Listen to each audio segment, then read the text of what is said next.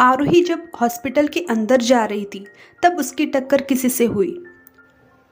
वो इंसान आरोही को एकटक घूर रहा था। तब आरोही बिना उसे कहे अंदर चली गई। अर्जुन जो अपने दादाजी को देखने आया था वो एक ज़रूरी कॉल के लिए बाहर आया था और उसकी टक्कर आरोही से हो गई। उसे लगा जैसे उसने आरोही को कहीं देखा है। फिर उसने इन सब ख्यालों को छोड़ के हॉस्पिटल के एक केबिन में चला गया। आरोही अंदर आई और रिसेप्शनिस्ट से कहा कि उसे डॉक्टर आनंद से मिलना है। मैम, क्या आपके पास अपॉइंटमेंट है? अगर नहीं तो आप उनसे नहीं मिल सकती। रिसेप्शनिस्ट ने पोलाइटली कहा, you call doctor Anand and से डॉक्टर एस हैज़ कम। आरोही ने कहा तो रिसेप्शनिस्ट ने उसे देखने लगी। फिर कॉल करके डॉक्टर आनंद से कहा कि सर, कोई डॉक्टर एस आई है, आपसे मिलना चाहती है। क्या? तो तुमने उन्हें वहाँ क्यों रोका है? उन्हें अभी मेरे केबिन में भेजो, डॉक्टर आनंद ने गुस्से में कहा।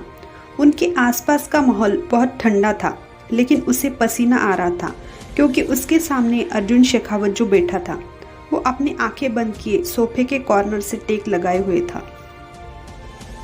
ओके सर, रिसेप्शनिस्ट ने कहा। फिर आरोही को देखते हुए, मैम, 3rd फ्लोर आगे से राइट।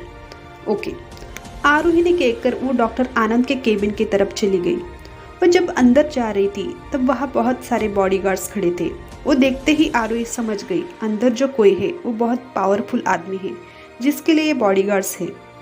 उसने एक लंबी सांस ली और डोर नॉक किया। कम इन। अंदर से आवाज आई। आरोही ने दरवाजा खोला और अंदर चली गई।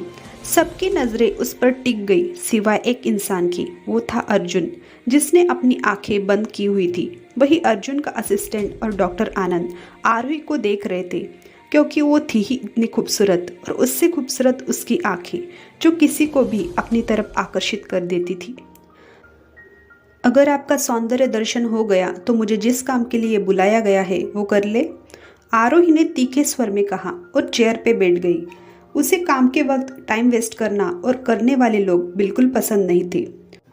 वो काम के वक्त बहुत स्ट्रिक्ट होती थी। आरोही की बात सुन के डॉक्टर आनंद और वीर यानी अर्जुन का असिस्टेंट दोनों ही सक पका गए। वही अर्जुन ना चाहते हुए अपनी आंखें खोल आरोही को देखने लगा। सॉरी डॉक्टर, डॉक्टर आनंद ने शर्मिंदा होते हुए कहा। उसे नहीं लगा था डॉक्टर एस इतनी स्ट्रेट फॉरवर्ड होगी। आरोही ने सिर हिला दिया। डॉक्टर, इनसे मिलिए। अभी डॉक्टर आनंद ने इतना ही कहा था। आरोही ने उनकी बात बीच में काटते हुए कहा, मैं यहाँ किसी से मिलने नहीं आई हूँ, तो बेहतर होगा कि आप काम पर ध्यान दें क्योंकि मुझे टाइम वेस्ट करना और करने वाले लोग पसंद नहीं। तो आप मुझे हॉस्पिटल के काबिल डॉक्टरों के साथ जो इस सर्जरी में मेरे साथ होंगे उन्हें अभी के अभी कॉन्फ्रेंस रूम में बुलाए। मुझे पेशेंट से रिलेटेड कुछ चीज़ें डिस्कस करनी है। ओके, डॉक्टर आनंद ने कहा और कॉल करने लगे। उन्हें एसी में रहते हुए पसीना छूटने लगा। क्या ये डॉक्टर एस पागल हो गए है जो शैतान के मुंह में हाथ डाल रही है? सही कहा था डॉक्टर राजीव ने, डॉक्टर एस निडर और काम के लिए स्ट्रिक्ट है, डॉक्टर आनंद ने मन में कहा।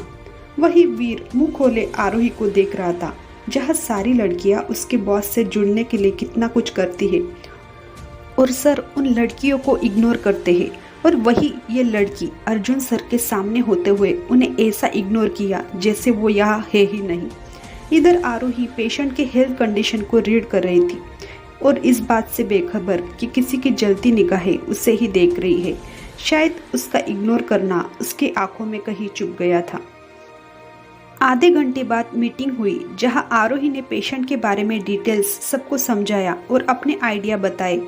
उसने डॉक्टर आनंद को उसे असिस्ट करने को कहा। सब ऑपरेशन रूम की तरफ चल पड़े। ऑपरेशन रूम बंद हो चुका था और दरवाजे के ठीक ऊपर रेड लाइट जल चुकी थी। वही अर्जुन और उसका असिस्टेंट ऑपरेशन रूम के बाहर बैठ गए। ऑपरेशन 3-4 घंटे चलने वाला था क्योंकि मिस्टर ओल्ड शेखावत का केस क्रिटिकल था। इसकी वजह से 4 घंटे से ज़्यादा भी लग सकता था। अर्जुन ब्रो, एक जानी पहचानी आवाज़ गूंजी। किसकी थी ये आवाज़ और कौन मिलने आया था अर्जुन से? ये जानने के लिए देखते रहिए स्टोरी वर्ल्ड 365।